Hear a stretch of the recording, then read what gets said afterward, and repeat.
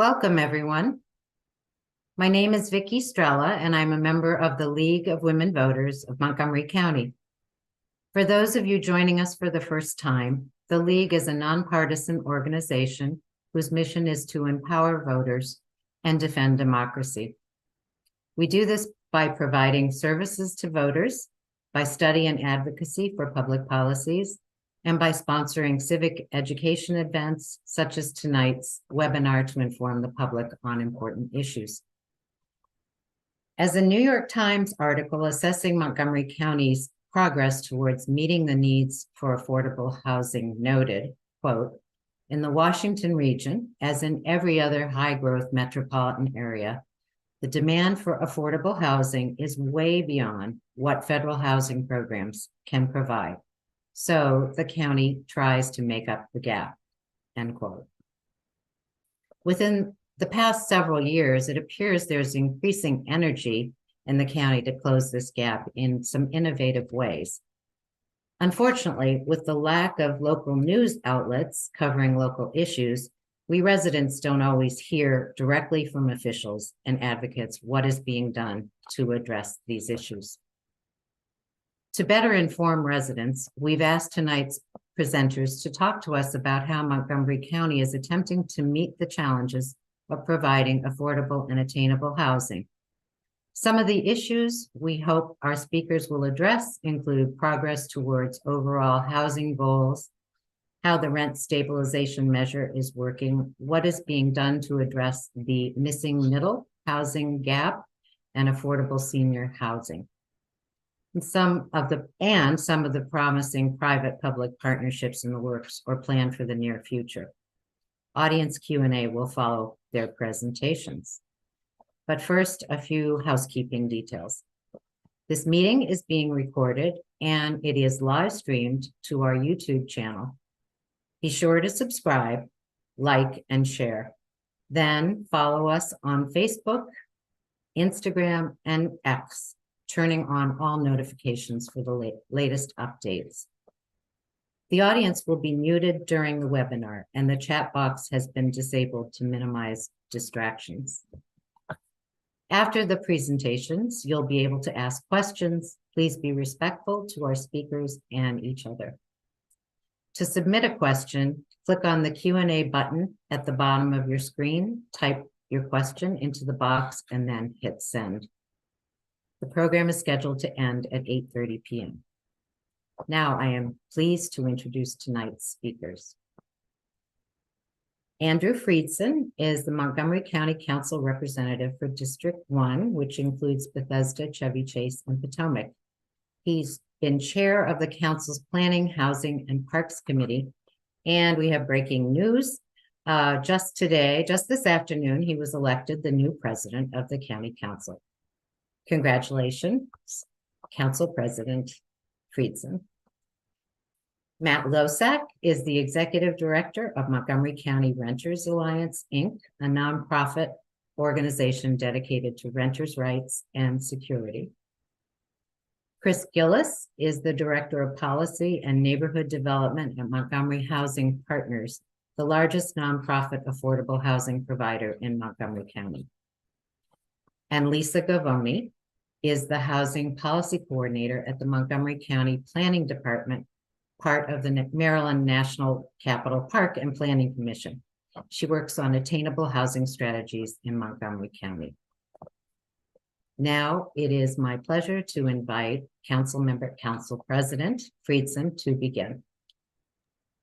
Well, thank you so much, Vicki. Thank you to the League for all of your work and efforts. And I really appreciate you putting together this panel and focusing on this issue. Affordable housing is such an important issue in our community, such a major challenge.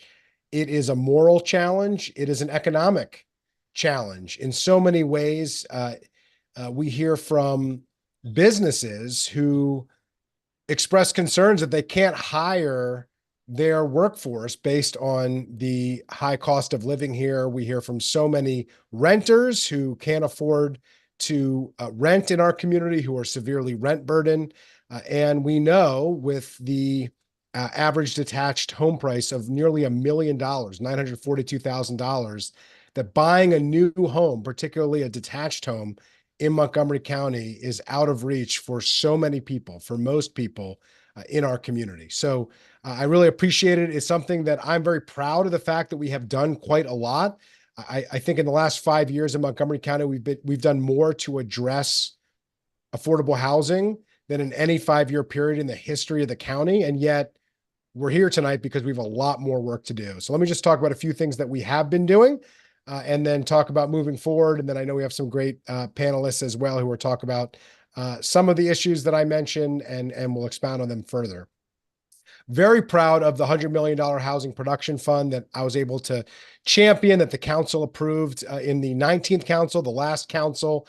This was highlighted in the New York Times. It's been highlighted in periodicals throughout the country. It's been replicated in a number of jurisdictions throughout the country. It was an innovative way for us to accelerate new housing with very cost-effective construction loans to streamline the pipeline of our Housing Opportunities Commission. The Laureate was the first project near Shady Grove, and that was a project that I mentioned was highlighted in the New York Times. This is a $100 million fund. It essentially pays back every 5 years, and therefore, after 20 years, it will continue to fund affordable housing at no cost to taxpayers. So it is a really great deal. And probably a deal we'll never be able to replicate quite to the same extent, but something that I think we should be looking at doing more and more of.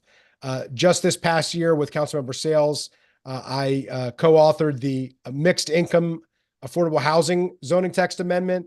that took the that took the zoning text amendment that I had put forward in the last council, focused on biohealth facilities, that reduced the regulatory review, the time it takes to actually get the approvals to build the building, by 75% for major biohealth facilities. We took the same model, as was always something that I had envisioned, and apply it to mixed income affordable housing communities that meet certain significant affordable housing thresholds. I'm really excited about the opportunity this has to not only help facilitate affordable housing, but to make it come online a lot faster. And just as an example, one of our affordable housing partners told me that based on their recent project, if this mixed income zoning text amendment had been in place, it would have saved their project nearly $10 million. And if you think about what $10 million would have done to reduce the rents, that was a mission-driven organization that would have put back all of that money into deeper levels of affordability or greater levels of affordability in that project. We spent that money on time, on approvals that we'll be able to do better moving forward. And I'm just really excited about the potential of that. We had the WMATA pilot, the payment in lieu of taxes, a tax abatement program for our public property on Metro-owned property. These are parking lots that we want to turn into housing, into places for people. And we've already seen the benefits of that in certain places like North Bethesda and Grosvenor. We're also seeing it in other places moving forward, like Forest Glen, and are excited and hopeful for opportunities in places like Glenmont and Wheaton. Essentially, we want to make it easier to take something that isn't producing anything right now as a surface parking lot and could provide high-rise housing in the most strategic and important places that we have right on top of Metro to serve our economic goals, our equity goals, our transit goals, and our housing goals. We had a bill, the first bill that this current council voted on was a co-location on county land bill that I authored at the end of the last council. It actually, I think, will have the most co-sponsors of any bill in the history of the county, because we had several co-sponsors from the previous council and then more co-sponsors from this council. So there were, I think, about 15 co-sponsors on that bill. But this improves the process for disposing of public lands. If the county is going to prioritize affordable housing, the county has to lead by the power of our example with our own land. And that means making sure that we prioritize affordable housing. That's what that bill will do and is already beginning to do. In the last council, we eliminated the housing moratorium countywide. That was a backwards policy that essentially creates a country club mentality. The idea that in order to build new housing, you have to prove that you're willing to pay for things to get in. So those who have lived here for a long time don't necessarily have to participate in those costs and in those standards, but new housing does. And a moratorium to restrict new housing on the basis of existing school overcrowding that wasn't caused by that housing is not only unfair, but it essentially, instead of having a welcome sign to new housing, it puts up a wall, a proverbial wall, and sometimes a literal wall to that new housing. And so we eliminated that, and that has been positive. We replaced it with a different mechanism that actually adds funding to schools and doesn't restrict the funding for schools and the housing that the moratorium policy did. We've provided record funding for a housing initiative fund. In my first budget, I added $5 million to the baseline to the housing initiative fund, our primary vehicle for funding affordable housing. And since then, we have provided exponentially more. We created an affordable housing opportunity fund, a number of other programs and projects as well to have record funding. We passed an accessory dwelling unit bill to try to allow for people to be able to build housing units on their properties in an easier, more accommodating way. And I worked together with colleagues, and we approved zoning changes to make it easier to build senior housing, assisted living, and otherwise more flexible options, a greater variety of options. In terms of generational wealth building, we significantly increased the funding for first-time home buyers. We expanded that program to $4 million. And then this past year, with remaining federal dollars, I proposed along with colleagues, and we approved $3 million additional dollars for that first-time home buyer program that provides $25,000 for down payment assistance. And then we took a really successful program, the HARP program, the Housing Accessibility and Rehab Program, that's largely run through two nonprofits, Habitat for Humanity and Rebuilding Together, that helps people who are at risk of losing their homes stay in their homes. And that program had $300,000 in it. We dramatically expanded it to $1.5 million because it was working, and we need to be doubling down on the things that actually work. Later on in this conversation, you'll hear from Lisa GOVONI and planning on the work that we're doing with housing targets. That was an effort that I pushed for our new Planning, Housing, and Parks Committee that the Planning Department is now helping to lead us on, where we're not only going to take the 2019 Council of Governments housing targets that we adopted and committed to as a county, but we're going to go district by district and have a data-focused approach so that we can hold ourselves accountable to those 31,000 units that Montgomery County specifically, in addition to our municipal partners, have committed to before 2030. And then we have a current zoning text amendment for eliminating parking minimums near transit that I've introduced with Kristen Mink and Evan Glass. This reduces a significant cost that is oftentimes prohibitive, where we're incentivizing something that we generally are trying to move away from, single occupancy vehicles, and we're using it as a way to drive up significantly costs. And what we need to do is, rather than having policies, like this that are 40 years, outdated, we need to be thinking about what this housing is going to need to do for 40 years moving forward, not adding unnecessary additional obstacles to it. You talked a bit about public-private partnerships. I just want to highlight on a couple of those. Randolph Road is an amazing project. That was the former Recreation Department site. This is an example of co-locating housing on county-owned land. That's a partnership between the county with AHC and Habitat for Humanity. It's the largest affordable housing project on public land anywhere in the region. It's a really exciting project in a desperately needed area. We have the Emery Grove project. This is a site of one of the most important historic Black communities in our county that was essentially wiped out from urban renewal. And all that remains of it is the church. And so partnering with the church, Habitat for Humanity, HOC, and the county, we are putting together a comprehensive affordable housing project there that is going to provide home ownership opportunities, rental, and also to restore the community, including the historic park, to its former greatness, which is just really exciting. And there's so many other partnerships like the Laureate that I mentioned before, MHP. You'll hear from Chris Gillis, and they have so many different projects, including at Forest Glen. So a lot of work to do when it comes to affordable housing. It's something that I have committed myself to. It's a reason why I ran for the county council. It's a reason why I'm so honored to serve as the chair of the Planning, Housing, and Parks Committee, and something that as council president as of a few hours ago will continue to be a hallmark priority of this council over the next year and beyond. So thanks so much for having me, and looking forward to the panel and to the questions.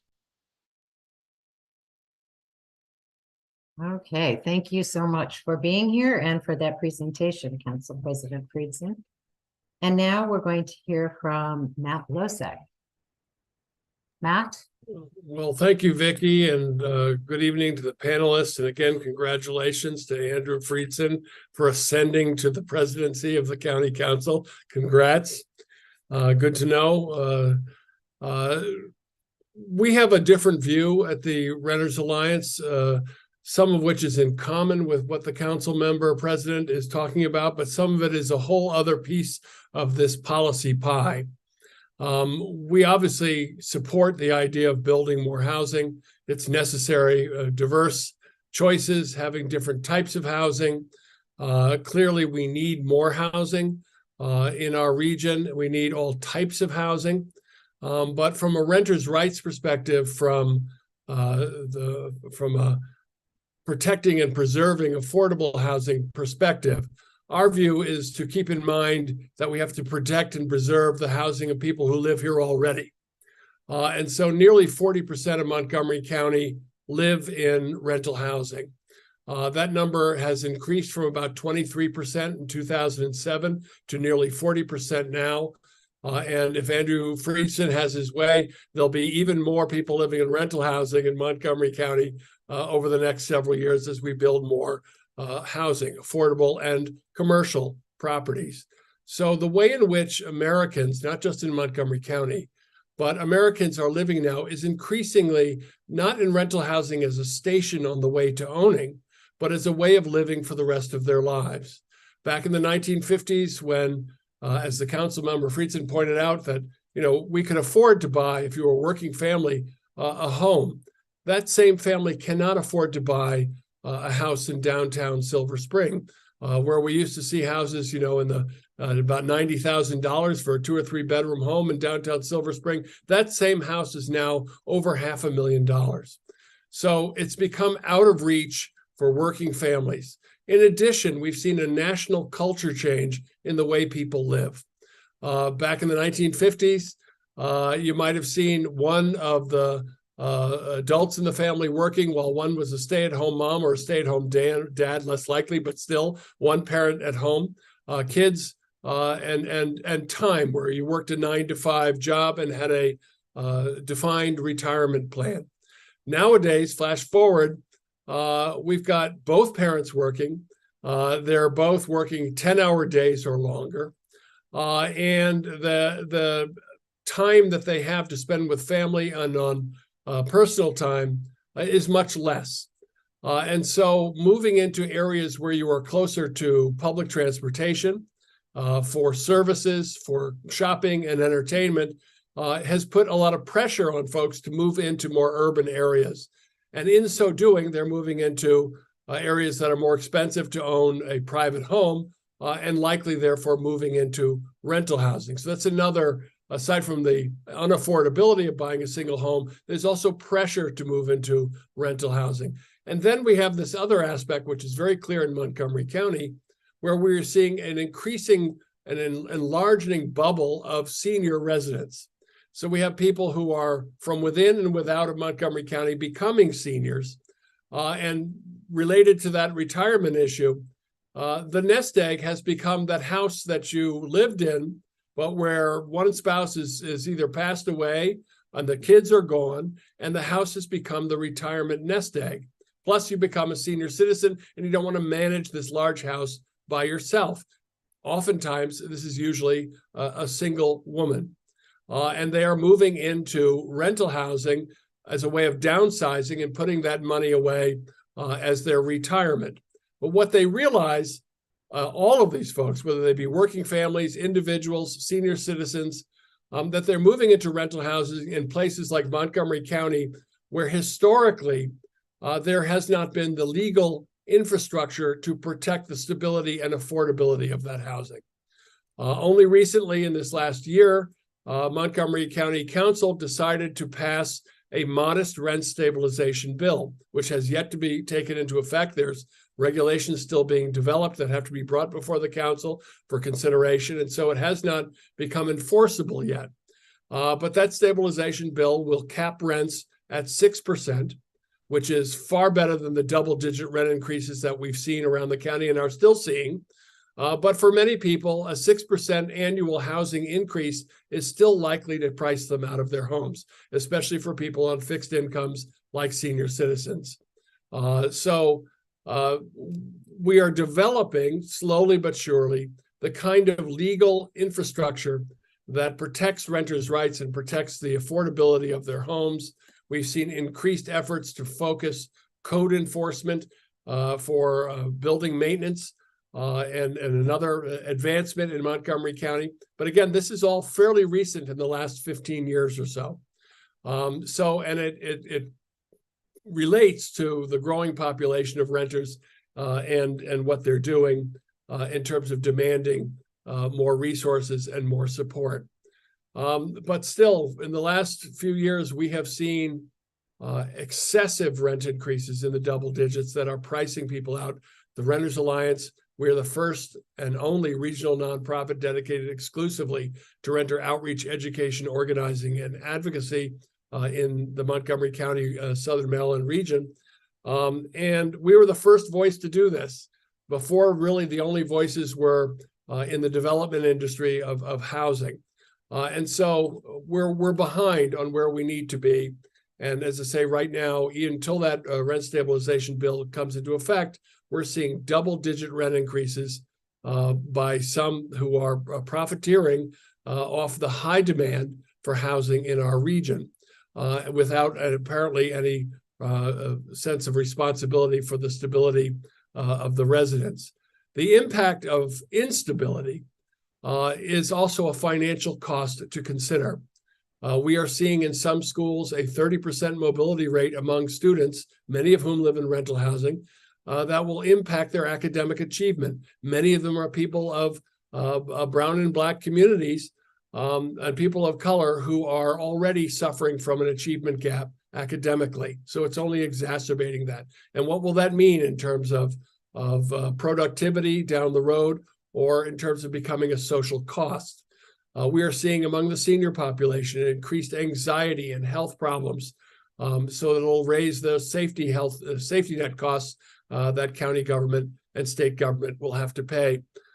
So there are a lot of costs to not investing in the legal infrastructure, the government infrastructure, to maintaining the affordability of rental housing. But I also want to make something very clear. The Renters Alliance, at least, as an organization, has never opposed the idea that a landlord has his or her right to make a profit and maintain that profit and to keep up with legitimately related expenses. We take no position that somehow rent should be free or any other such nonsense that has been discussed in some quarters. But we do believe that housing is not the same thing as beer and cigarettes or fancy shoes or pocketbooks. It's actually something that is critically important to the health, welfare, and prosperity of communities. And so there has to be a balance between the profiting and commercial aspects of the housing market and the public policy needs. And so again, our perspective is that while we support the development of new housing, we have no objection whatsoever. We especially support what Council President FRIEDSON is talking about of investing in nonprofit and targeted affordable housing. But we also don't believe that we can build our way out of or create a substitute through that narrative for the legal protections that renters need now. And so for us, the two approaches go side by side, and that one is not a substitute for the other.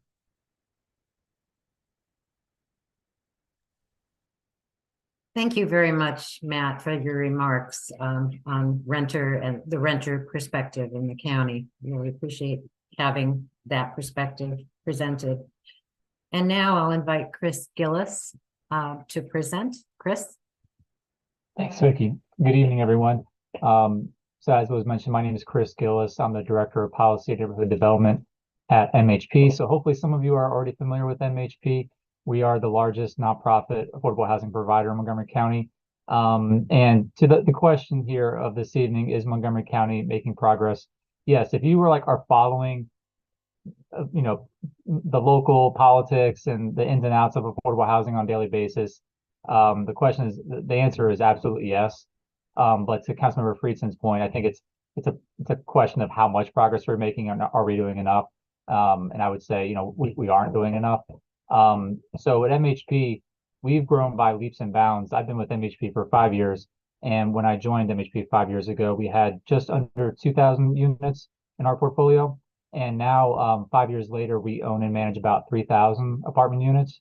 And that's largely due to policy changes and funding being provided by Montgomery County. So in the last 4 years, since County Executive Elrich was elected, funding has definitely increased for affordable housing. There's also been very small technical changes that have been made. Several years ago, Councilmember FRIEDSON, he was responsible for some changes regarding property taxes that affordable housing providers are paying, and that's had a huge impact on MHP's ability to especially preserve existing affordable housing. For most of our history, our bread and butter has been preserving existing affordable housing. And oftentimes when we're talking about acquiring new, existing affordable housing, we're competing with market rate developers. But if we don't have to pay property taxes, that makes it much more feasible for an entity like MHP to purchase a property, because we know going in what our tax bill is going to be. And so again, like we just in the last 18 months, we've in Montgomery County, I think we've grown our portfolio by about 500, 600 units.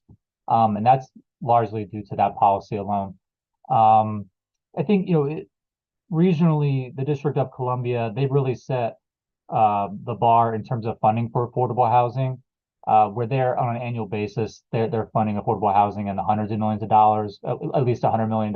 Sometimes during the pandemic, it was in excess of $200 million. In Montgomery County, we're kind of in the range of between $60 to $100 million annually. And that's been helpful. Like I say, the funding has definitely grown. And I think Montgomery County is doing its part, but we really need help from the federal government. I think especially from the state government. What a lot of people don't appreciate is that Montgomery County oftentimes is appropriating more on an annual basis for affordable housing than the state is for the entire state of 6 million people, which is just astounding to me.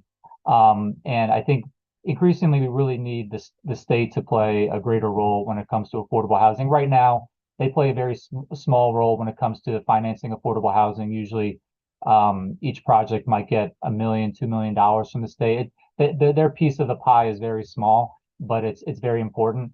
And actually, a lot of projects across the state, a lot of affordable housing projects that are trying to move forward, are being prevented because there isn't enough state funding. So I'd love to see kind of more conversation about the state doing more, and not just Montgomery County. Montgomery County needs to do more. What else can I say? I think increasingly MHP too, we are looking at new construction as well. Like I said, in the past, we mostly been preserving existing affordable housing, but now this year we just broke ground on a new project in Forest Glen, where we had to demolish an older apartment building that was beyond its useful life, and it was really going to be cost prohibitive to trying to renovate the building. And so we have one new construction project this year, and then in 2024 we'll break ground on a new project in North Bethesda. The year after, hopefully, we'll have a new construction project in Wheaton. So increasingly, much more of our portfolio is focused on new construction, and I'm actually really delighted. So there's a handful of houses of worship across the county that have tried to build affordable housing on property they own. And increasingly, we're seeing a lot more houses of worship reach out to us proactively and other affordable housing providers saying they want to be part of the solution. They want to construct affordable housing on land that they own. And so we're in conversations with several houses of worship right now, and that's very different than the past. So I think that's also a positive change that we're seeing here in terms of just the local climate. And I think, the last thing I'll just remark on is when it comes to funding affordable housing, because MHP, we're focused on preserving existing affordable housing, we are oftentimes faced with this conundrum of, do we renovate, a building, or is it or do we try and redevelop it? And with the cost of housing these days, it's kind of counterintuitive, but oftentimes it can be more expensive to renovate a building than it is to build new construction. So again, that's just another thing that we face on a day-to-day basis. And it's another challenge that we face in terms of how we go about creating or preserving existing affordable housing. So I'll conclude my remarks there, and it's just I'm pleased to be a part of this group. Thanks.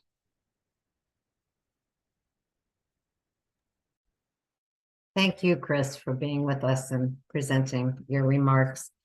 And now we're going to go to Lisa GOVONI for her presentation. Lisa? Thank you. So hi, everyone. My name is Lisa GOVONI. I'm the housing planner for the planning department. And I'm going to break the trend. And I have a PowerPoint because if you know me, you know that I have to share data in every presentation that I give. So I'm going to use a PowerPoint. So I want to start off by talking about some of the work the county council, the county, and the planning department have done around the issue of housing. Councilmember FRIEDSON did a great job of explaining all of the initiatives that we've worked on. But I want to start with some housing studies that the planning department has done. I'm not really going to expand upon them, but I am going to send this PowerPoint as a resource. But I really want to highlight that the county has really studied all different aspects of housing, from rental housing to older adult housing to missing middle housing to even the preservation of affordable housing. We've really studied the issue of housing, and all of these studies have really informed the recommendations of our general plan update, Thrive Montgomery 2050, which I have a slide on in 2 slides. But I'm not going to go into this slide really because Council President FRIEDSON really did a great job of expanding about all the work that the county under the leadership of the council has done. You know, he mentioned a lot of them, but you know, we've made the MPDU law more flexible. We've liberalized the use of ADUs. We passed a growth and infrastructure policy that got rid of the moratorium.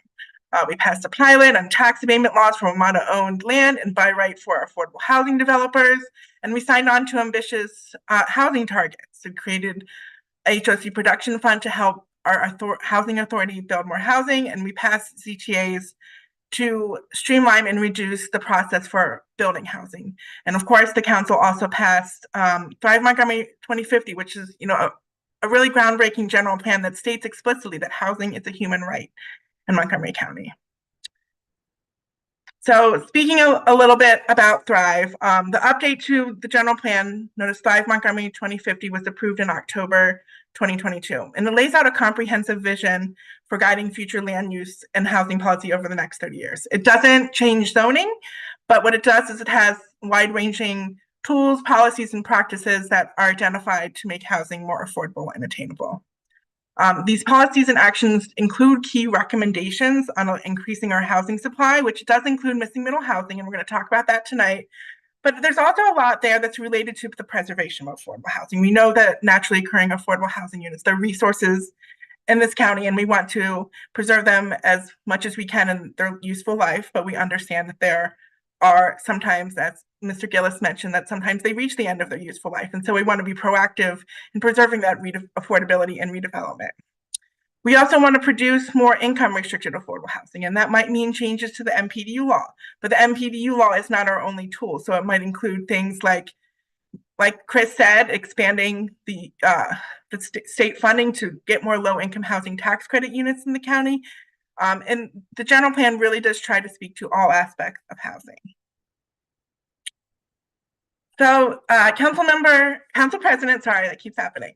Council President FRIEDSON mentioned that in 2019, the council signed on to these ambitious housing production goals.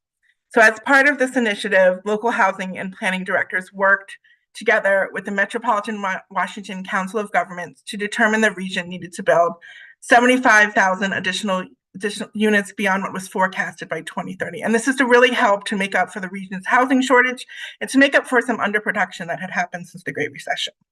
And these targets, they focus not just on the amount, but also accessibility, building housing where we want it, near our transit, accessible, high opportunity neighborhoods.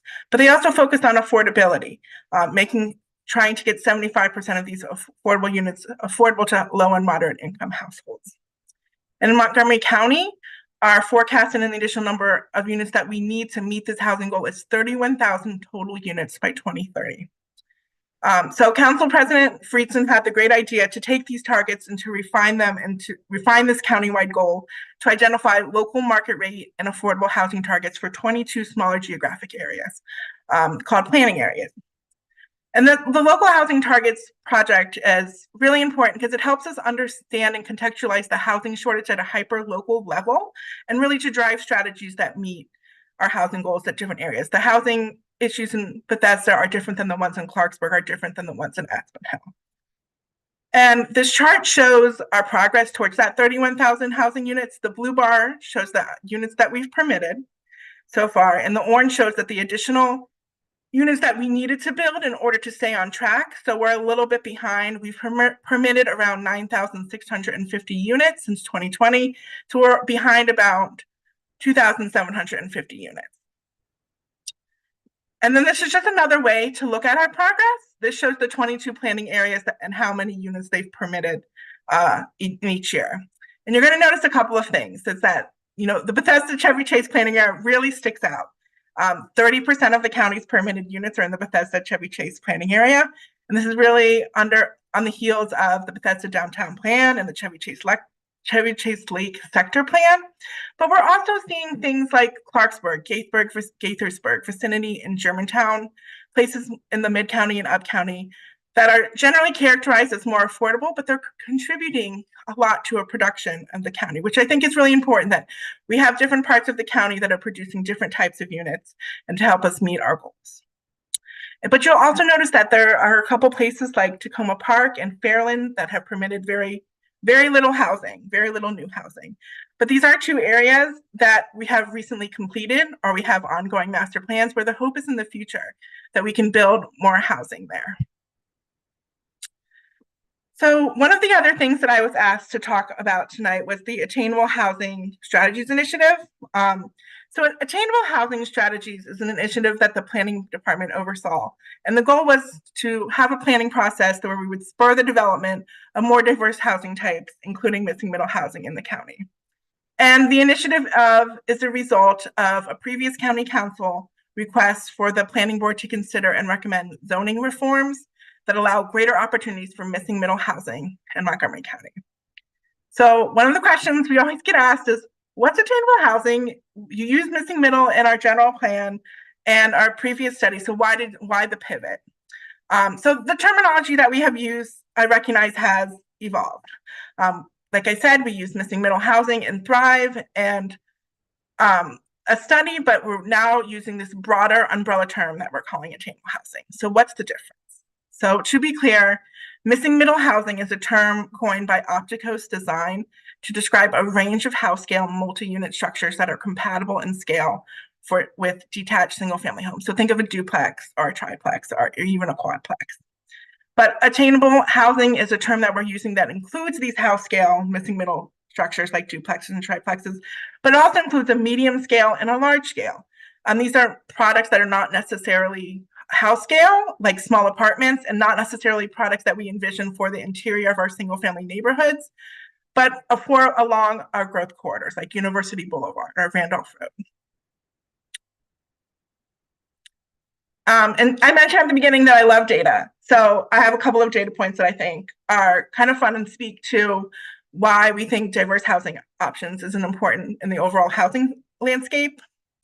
So in the county, single family homes are getting larger. Since the typical house was built in the 1950s, we've seen an increase in size of over 130% in gross floor area. And a lot of these new homes that are larger and that are being built are tear down rebuilds, which means that they take a smaller, relatively more affordable single family home, and it's torn down and replaced with a much larger, more expensive new home. And under current zoning, this is allowed by right. So that means that you go straight to the Department Permitting Services for a building permit to build these units. And it requires no review by the planning department and the planning board.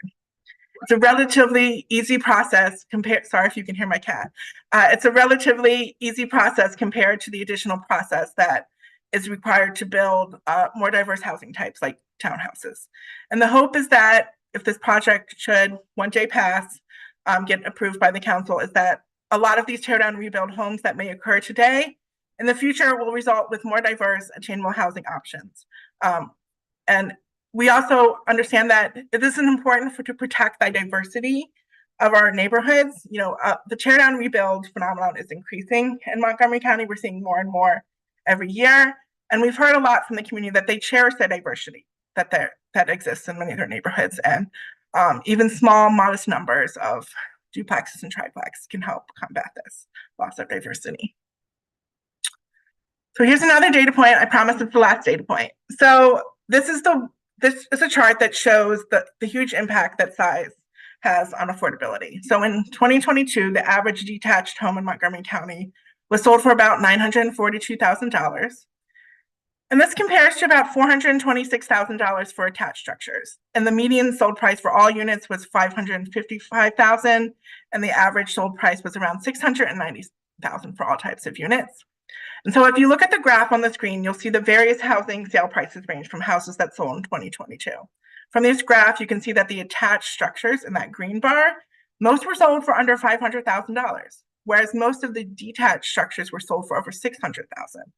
And we show this to highlight the differences between the various structure types and the potential impact that size and type have on affordability. So our recommendations. So in 2021, we held several recommendations and several work sessions with the previous planning board to create zoning and policy recommendations to allow for the creation of attainable housing. We largely focused on 3 scales of attainable housing: small scale, like duplexes and triplexes; medium scale, like townhouses and stacked flats that up to 3 stories; and large scale, which we envision for our master plans, like small apartment buildings up to 4 stories. And the planning board's recommendations really focused on 4 points. So the planning board wanted to allow the creation of duplexes and triplexes in many of our neighborhoods that are dominated by single-family housing now, that currently only allow single-family detached units to be built by right. We also wanted to establish something that we call the priority housing district, which is surrounding key transit stations and corridors, which we would allow reduced parking requirements in the construction of quadplexes and more walkable neighborhoods. We also recommended creating a new attainable housing optional method of development. And what this means is that that type of development require community input and discretionary planning board review to spark medium density and more diverse types of building along the corridors. And then finally, we wanted to leverage the master planning process for rezoning properties along the county's primary corridors to allow for higher density residential development. And this photoshopped image shows you exactly where we are in proposing it shows exactly what we are proposing in our small scale attainable housing recommendations. So on the left, you see a large single family replacement home that is currently allowed by right in 37% of the county. But then on the right, you see the same structure and what would be a duplex. But this is currently not allowed and permitted by right in almost all of the county. So what we're talking about is more options, more diversity, but generally the same character. So I'll end with this.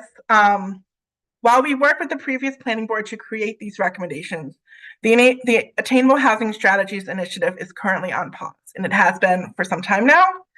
Where we left it with the previous planning board is that the draft report is nearly completed. The report contains all the recommendations that were developed through work sessions with the previous planning board.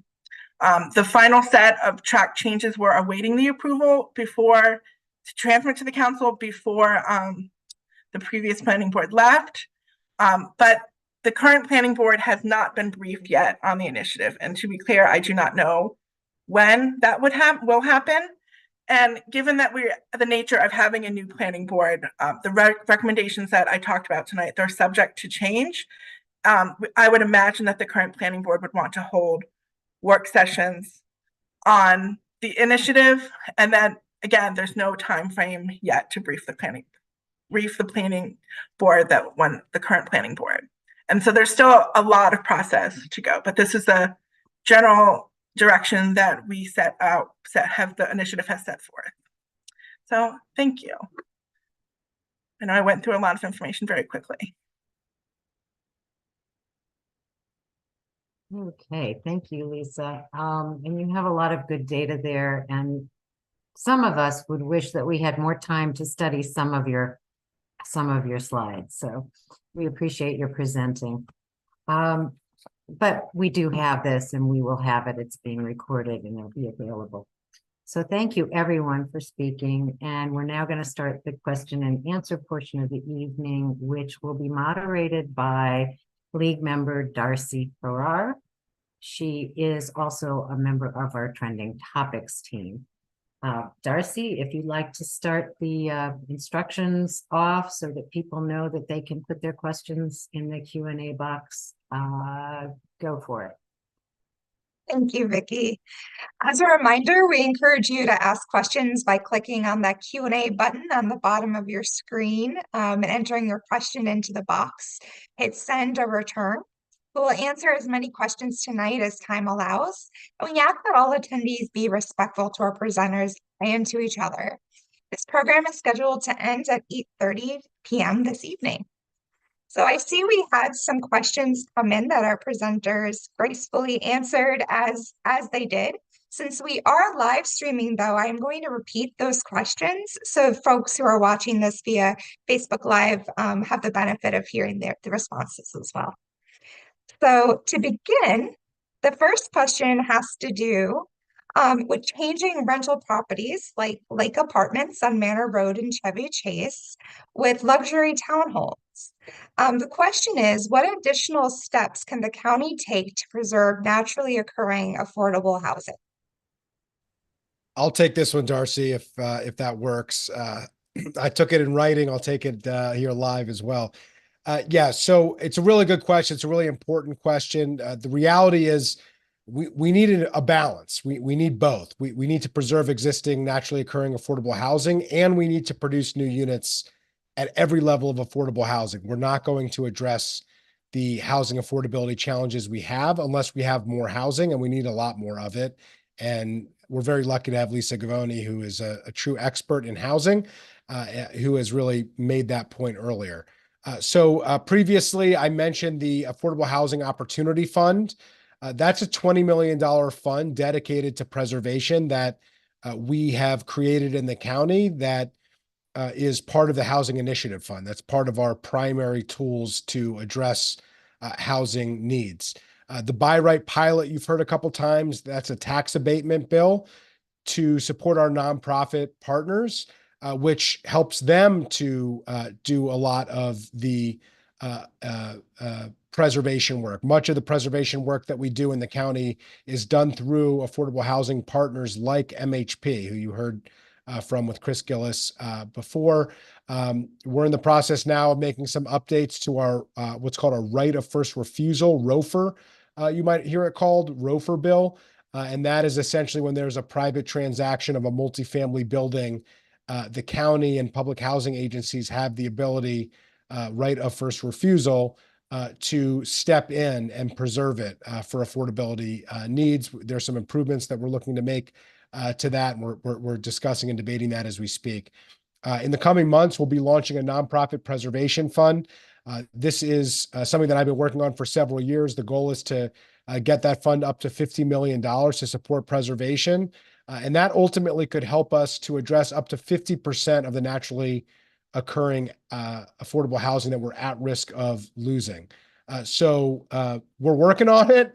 These are a number of the efforts. There's a lot more to do. And the only other thing that I wanted to mention that was mentioned earlier about the faith-based organizations, there's also something that I'm working on with now Council Vice President Stewart as of a few hours ago to help leverage our faith-based, our mission-driven organizations that have significant assets and resources, but not necessarily money, but who would very much like to be part of the affordable housing solution in our community. And we're working to help them do that as well. One thing that I want to add is I think there's this idea out there that we've lost a lot of naturally occurring affordable housing to demolition, and we haven't. In fact, we've almost replaced all the units that we've lost to demolition at a 1-for-1 rate with affordable units. That increased density comes with an MPD requirement, and the council has really gone further in a lot of our master plans to recommend a higher set aside of affordable housing, sometimes even getting up to no net loss of affordable housing. So I think that, as the county ages, this is certainly a trend that we'll continue to examine, but I do want to caution that the narrative out there is untrue. And I know this because I analyzed every single demolition permit that's ever existed in Montgomery County to see where they were happening and how many units were there before and how many we gained. I just want to say one last thing. I think when it comes to preserving affordable housing, it's very difficult, but oftentimes the easy part is acquiring or buying it. The hard part is renovating it. Because many of the structures, the low-income housing tax credit program, which is still the primary tool for preserving or creating affordable housing, it's structured such that it's much easier to get financing for new construction than it is for preserving or renovating a project. Just like for my time, this is anecdotal, but just for my time with MHP, oftentimes the preservation projects take much longer than a new construction project, and they're constantly battling with the state in terms of how they're going to finance the renovation. So I think that's always a challenge too. But you can't just be focused on the short term and acquiring the affordable housing. You have to be focused on the long term too, and how you're going to maintain good living conditions as well.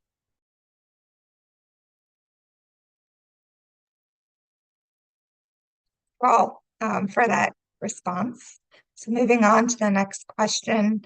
This is let's say a question looking for advice on how to seek out senior assisted living programs.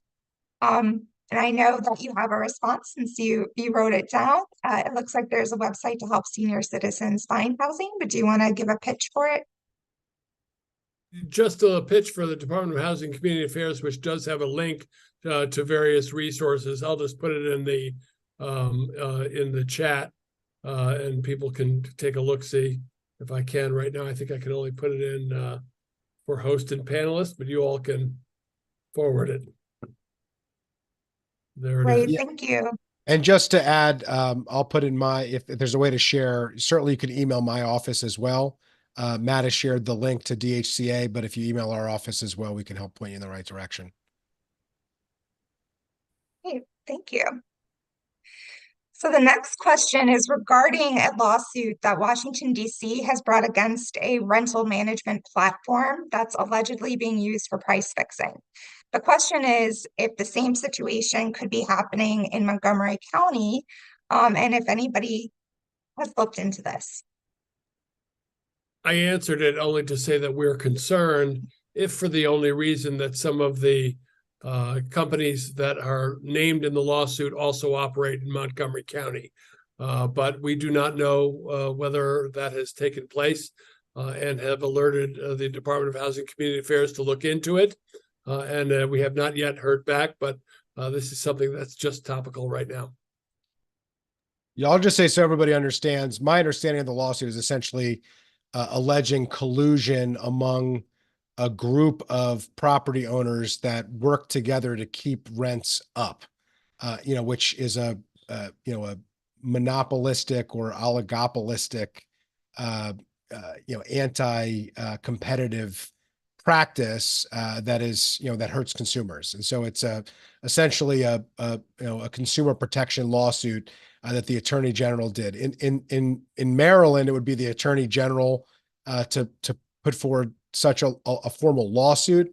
There are complaints, as Matt LOSAK noted, that DHCA can look into, but a similar effort would have to be undertaken, in that formal legal, practice by the Attorney General. And I'll just note there are several Democratic senators who have also asked the Justice Department to look at similar type issues throughout the country. So there are various different levels that issues like that can be looked at.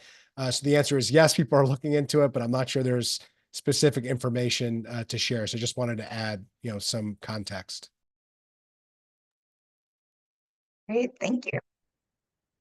Next question. What effects on affordable housing do you foresee for when Governor Moore's I-270 plan is started?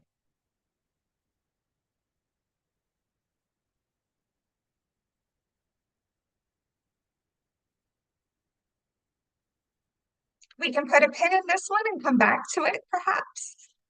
Come on, Council President. So I wasn't sure if anyone else was going to say it. So it's an interesting question. I'm not sure. The answer is, there are certain aspects of what the Moore administration has put forward in moving forward with certain aspects of the previous 270-495 plan. Essentially, they are continuing on the western portion from the spur to the American Legion Bridge. On the 270, they're kind of putting a hold on it to a certain extent and are extending it into Frederick. So making it a much more reasonable area to look at for that type of approach.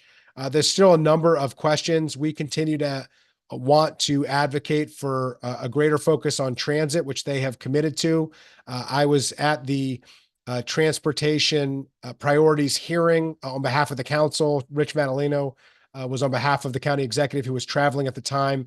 And one of the things that I shared was we want at the very least to formally get a commitment in the previous significant dollars that were committed from the previous deal for county transit priorities, including 355 bus rapid transit and a number of other priorities. So in terms of what it will mean to affordable housing, the devil's in the details. It's really hard to know and to understand.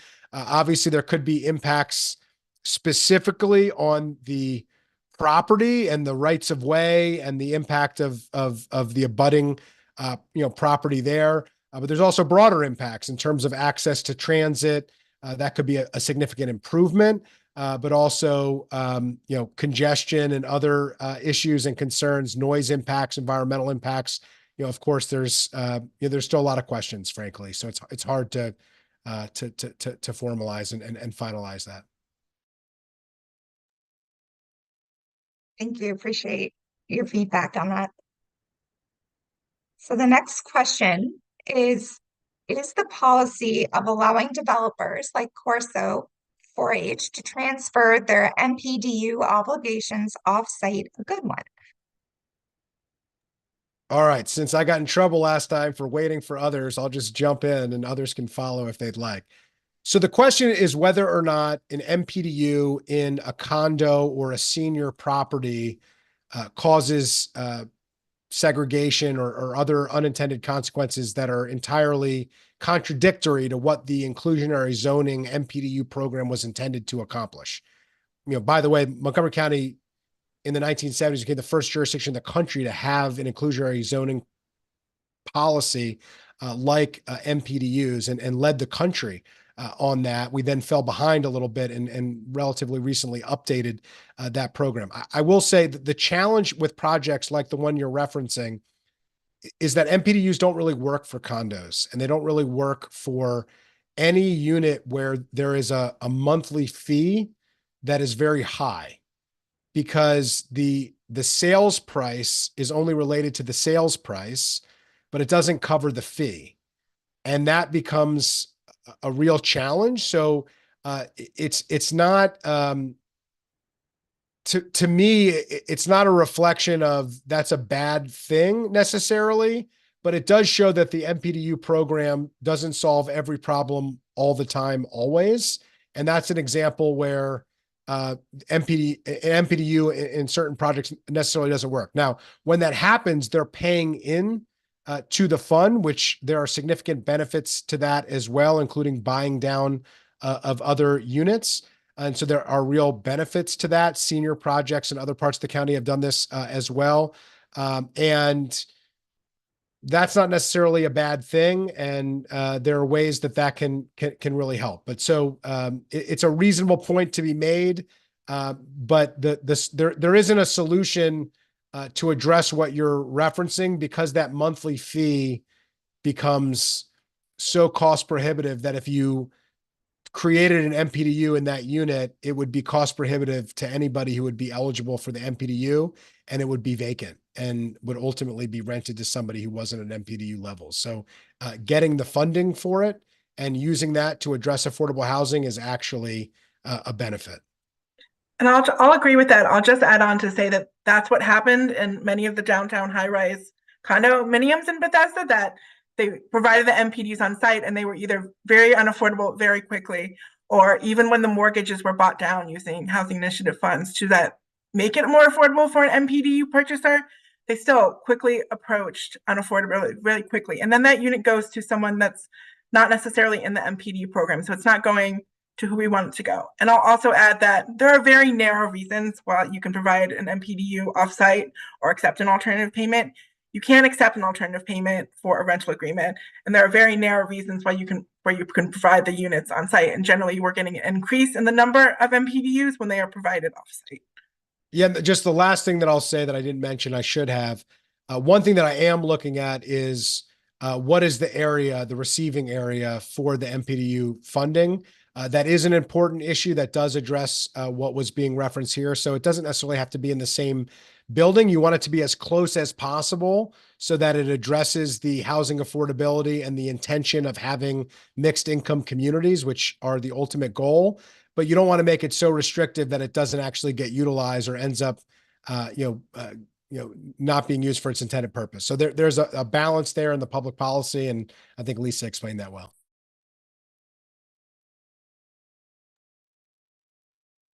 Thank you.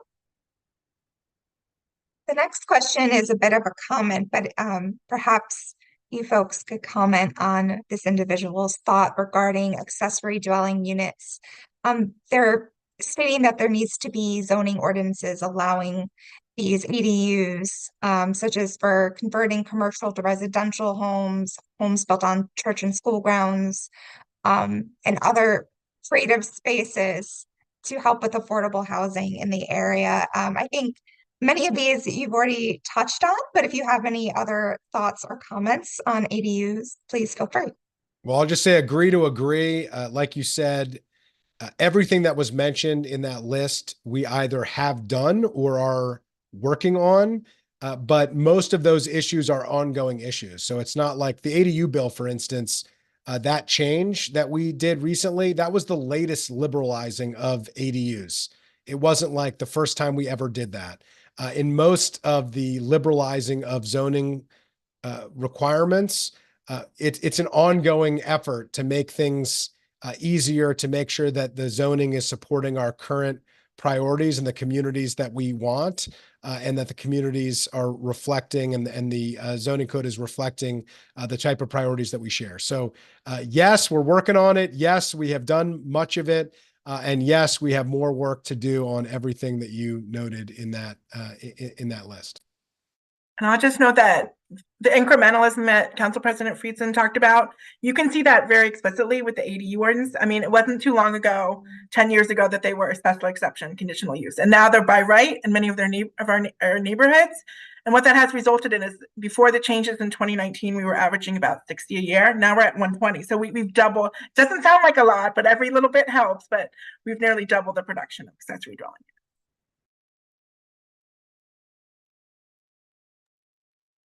Thank you. So moving on, this question is about statistics. So Lisa, this might be for you. What percentage breakdown of single family versus other types of housing in the county are there? Do we know how many people live alone, and how many people are on a waiting list for housing vouchers?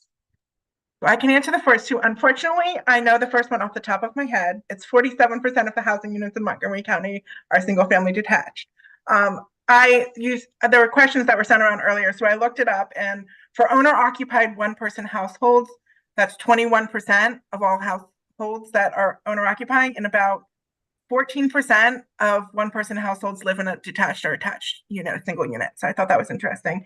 For renter occupied, it's obviously much more, that 42% of our renter households are one person households. But I don't know the HOC voucher number. Yeah, the HOC voucher at last count before the committee, because I held a session specifically talking about this issue, was just under 28,000 people on the housing voucher wait list. This is a huge issue. I'll just note, it's not unique to Montgomery County. It's a federal issue. They're federally funded vouchers. There were a number of efforts recently to try to add significant amounts of funding, although they have failed, unfortunately, at the federal level. So this is an area, much of housing is local, but we need the federal government on some of the big things, and housing vouchers is a really good example of one of the big areas that the federal government is really falling short, and it's having huge impact on some of our most vulnerable residents. I would also add that many people have been waiting on that list for years, and they are the most vulnerable residents in Montgomery County. Yeah, absolutely. It's about 7 years for many people on that list, which Matt will say, I will say, I don't know that there's anybody who wouldn't say is completely unacceptable.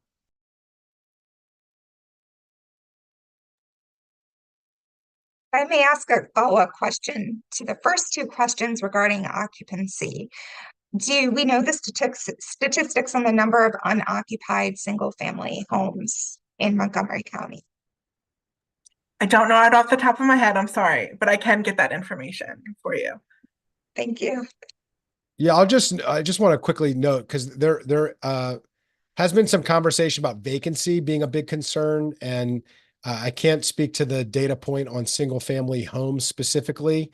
And I know Lisa will pull that up in no time and share it with everybody, but vacancy in general is not a major issue in Montgomery County. That is not a problem that we have, tons of housing units that are being withheld from the marketplace. That does not exists at a macro level here and is not one of our main concerns. It's the opposite, obviously, that we don't have enough units for the people who desperately want them.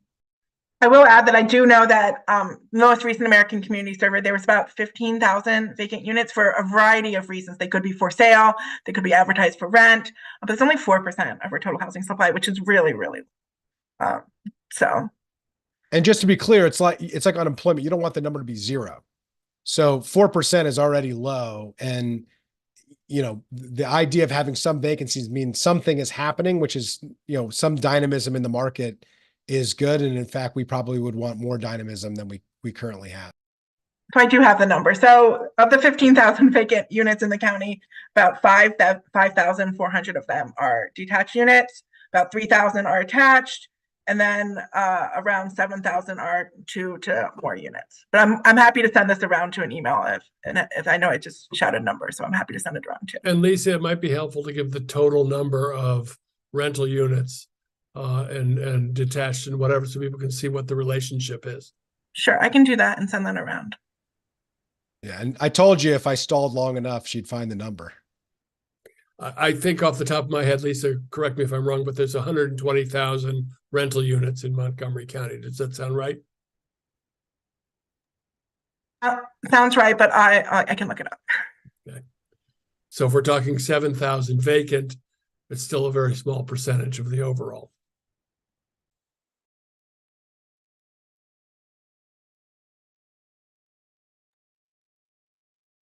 Thank you.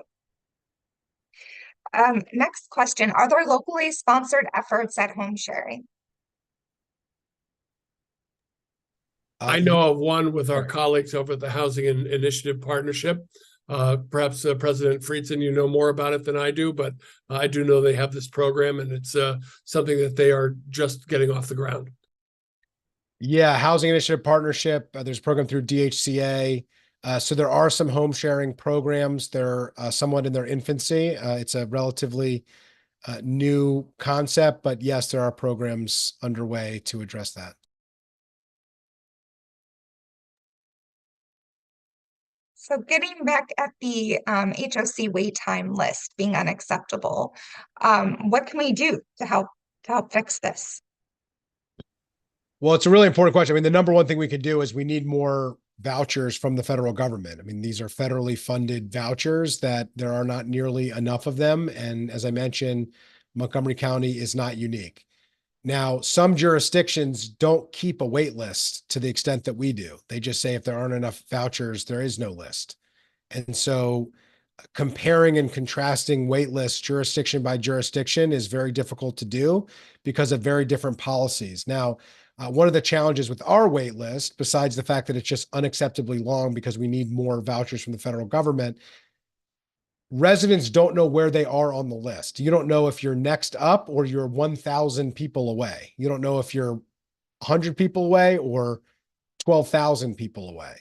And providing some level of understanding of where you are in the queue, I think is important. The challenge of that is with a wait list that long, the amount of effort and time and money that it would take to provide that level of data. The question is, how much benefit are we really providing, or would it be better to spend that time and money and energy to provide shallow subsidies to those renters, which we do to a certain extent, to provide supports to some of those vulnerable folks. So there's a balance. I think we need to provide and empower people with more information so they understand where they're at. But we also don't want to be spending a ton of resources, time, energy, and money on something that's not going to improve somebody's life or to make them more safe or stable. And so finding that right balance is tough. We've had a couple committee sessions on this. It's a very challenging issue, but something that DHCA has worked on, HOC has worked on, we have worked on, a number of community partners are part of, and we'll continue to do so. The Renters Alliance has been part of the White House Summit on rental housing. This crisis we're facing has been pre-existed the COVID pandemic. It's something that's been brewing for a long time. As I say, what housing was affordable to the average family in the 1950s is no longer structurally affordable any longer for those same working families. Plus, we're seeing a whole number of people who are seeing their housing get out of reach in terms of their income. And we are seeing homeless populations growing across the country in major cities. And so we're wrestling with the fact that there's a whole segment of our population in our society in Montgomery County and beyond that simply cannot afford their housing anymore. And so we have to rethink how it is people are going to live and how it is they're going to pay for it. If we don't have adequate income, we don't have adequate minimum wage, we don't have enough jobs, if we don't have the kinds of things that make it affordable to live in housing, we're going to see increasing safety net costs, increasing crime, increasing instability in our communities. And the other flip side that people often don't consider is a loss of prosperity and productivity when people live in unstable housing. So it's a national discussion about the role of public policy in housing, moving away from the public housing model for a small number of poor folks living in public housing and a large consideration of moving towards home ownership and a market approach to housing to a balance that is both market, public housing, nonprofit housing, and stabilized housing through efforts like stable rents, as well as other protections like Just Cause that says you can't be evicted from your home without a good reason. So all of these considerations are at play right now, but we're not going to get out of this if we only consider one avenue. I'd like to add one more thing. The other panelists may know even more about this than I do, but in the last legislative session of the Maryland General Assembly, there was legislation passed that created a kind of state housing voucher program for local public housing authorities, including HOC in Montgomery County. My understanding, it was only maybe a couple hundred additional housing vouchers were going to be funded by the state. So, of course, the federal government's going to be still funding the vast majority of the housing vouchers. But I think that is progress, and I think it's an opportunity to maybe expand upon that program in the future. Again, I'd like to see the state play a greater role when it comes to affordable housing, including housing vouchers.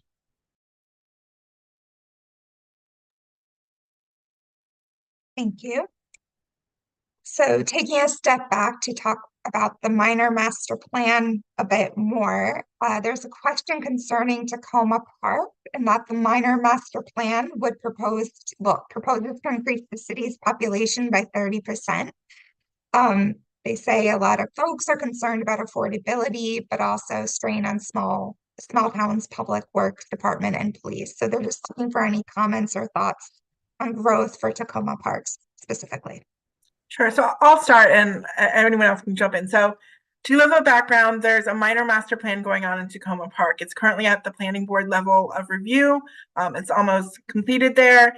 But one of the things that the plan does is it changes the zoning for the Washington and Venice site and for many of the multifamily along Maple Avenue. I'll start with Maple Avenue. So an important thing to remember there is that a lot of the uses there were non-conforming. So basically they had more units on the ground than their current zoning would allow. So we have to change the zoning there. So that's a very technical part of a master plan that we had to do. And that the language does strive for no net loss of affordability in terms and redevelopment. And one of the things that the planning board did is they added a call out box in the plan that kind of talks about the mechanics of no net loss of affordable housing. What it does is it basically means in redevelopment, all the existing affordable housing and market rate affordable housing would have to be replaced, given that, broadly speaking, there's sufficient density and that it's feasible. Now, the other thing about a master plan is that it's a 20 to 30 year vision. So when we're talking about the number of units being built, it's not like the master plan gets passed and then the next day they're built. This is 20 to 30 years. It would be phased development. And it's very unlikely, I've never seen it, that a master plan completely builds out. There's a lot of reasons why people don't maximize their zoning that they have available, construction type limitations, environmental features. So there's a lot of other issues at plan. But a master plan is just a visionary document setting kind of kind of guiding what future growth would look like. And it recommends zoning and changes. And after the planning board approves its draft, we'll send it up to the county council. So we'll have this discussion all over again with the PHP committee and the full council. And then finally, we'll have approved and adopted master plan in a couple of months. But I would say, you know, I understand your concern. It's something that we've heard a lot. The planning board has definitely tried to take into those concerns and create a master plan that is responsive to the community's concerns about production as well as affordability loss. So I'll end there. Yeah, I'll just quickly say it's not before the council yet.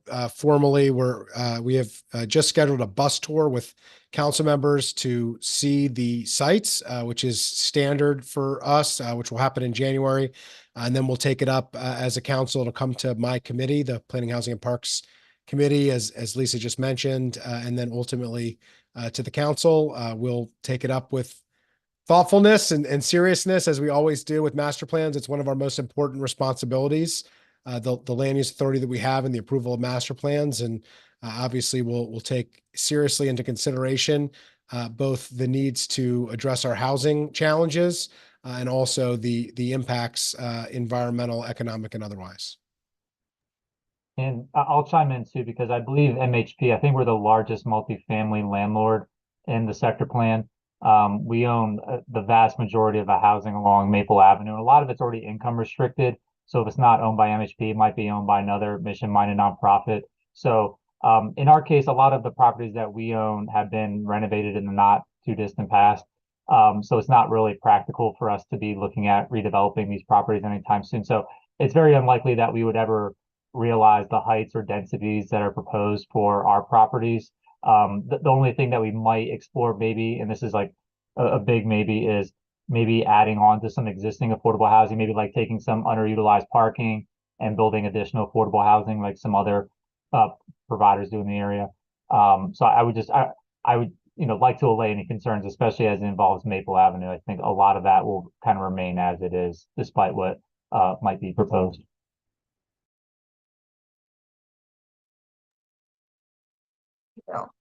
So we had a few questions come in regarding senior housing and senior affordable housing.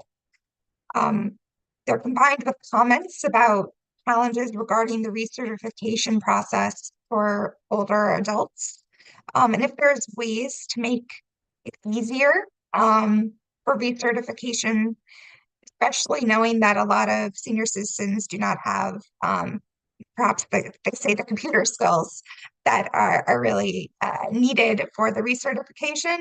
So is this something you're currently working on, or do you have recommendations in terms of legislation or policy that could change to help seniors with their affordable housing recertification? I'm happy to jump into this first, Councilmember FRIEDSON, because I intend to put you on the spot with it later. And maybe you can help.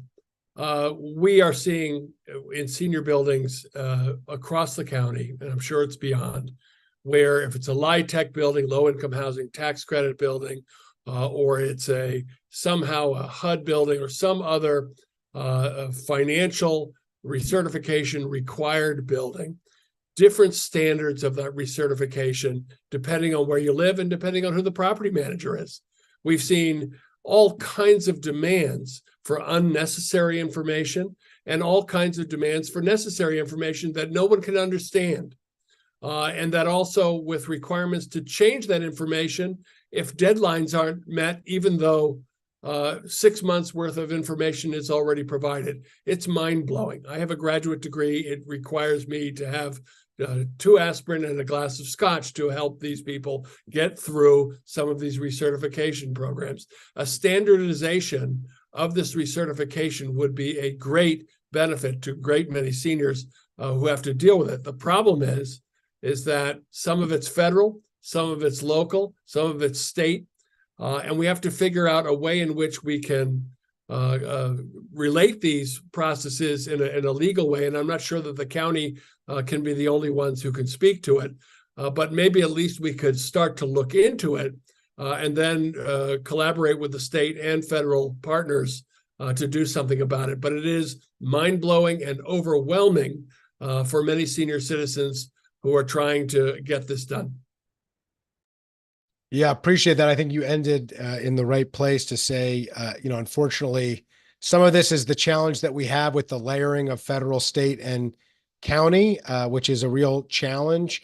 I will say in the affordable housing work that I have done, what I have tried to do is to align the affordability thresholds so that they're similar and that they adopt existing affordability thresholds. So for instance, the mixed income community zoning text amendment, we didn't create new affordability thresholds, although there were some who wanted us to do that.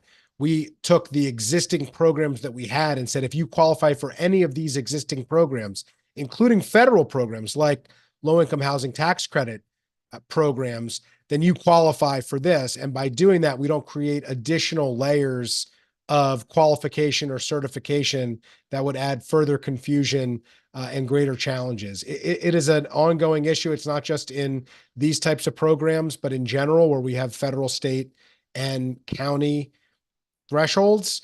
But yes, it's something that I absolutely happy to follow up on and to work on and to see if there are ways that the county can work together with state and federal partners. I will say it's easier to work with state partners than with federal partners. It's the easiest to work within the county, but happy to work on that. And I certainly appreciate and understand the frustration. Like Matt, I've heard it before, and something that I'm happy to work on either on a case-by-case basis with what you're going through or on the more macro level to try to address the broader concern that Matt raised, which is very legitimate.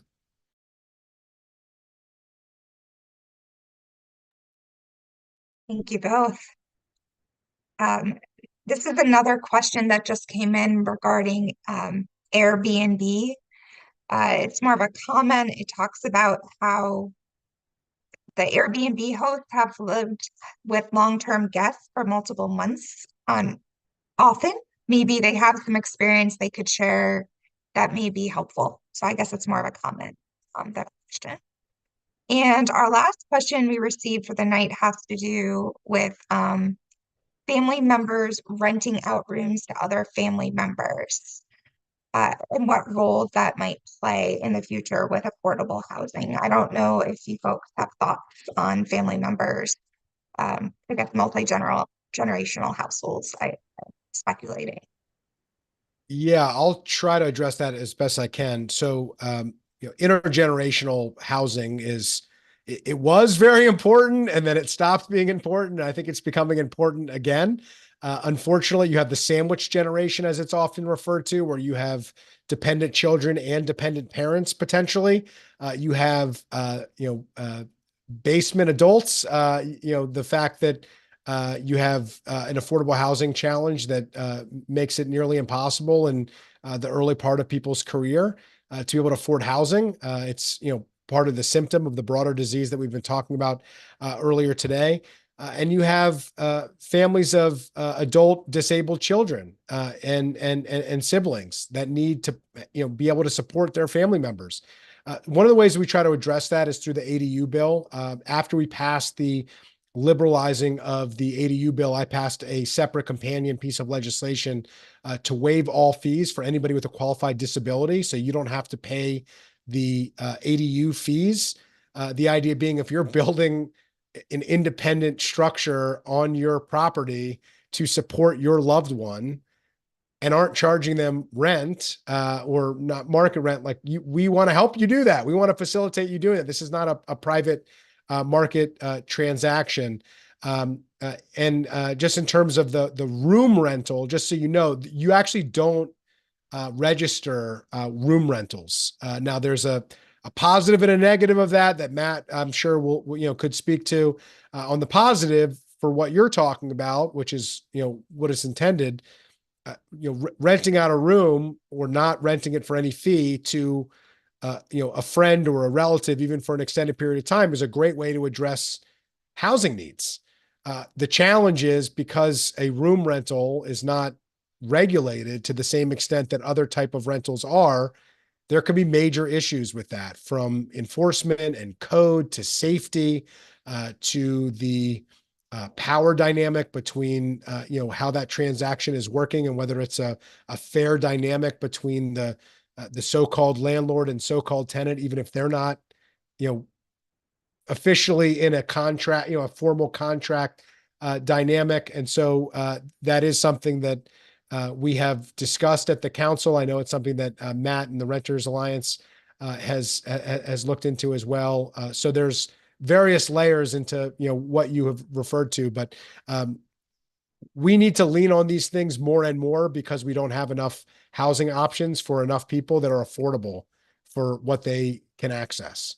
And so, it is both potentially part of the long-term solution to these issues, but it's also a reflection of the real challenges that we face in a housing market that is not as healthy as we would want it to be. And it shows how much work we have to do. I just want to underscore what Council President Friedson just said.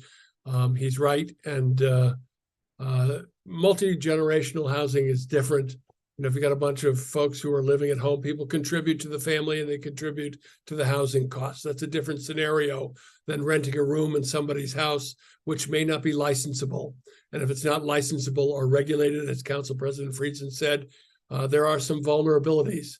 And if it's not within code, some tenants can find themselves out of housing almost within 24 hours if the place is condemned because it's not legal. So just as if people are listening and somebody wants to rent a room, make sure that it is licensed before you move in and sign a lease. There are some considerations to be sure, but we do have to also think about other tactics for providing housing.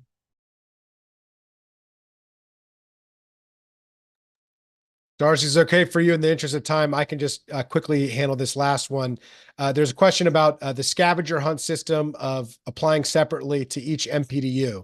And should it be a more centralized approach? The answer is yes, absolutely. It's something that we've been working towards for many years. It's taken a lot longer than I would like. We're not quite there yet, but this has been a project and an effort that the county has undertaken, that the Department of Housing and Community Affairs is undergoing.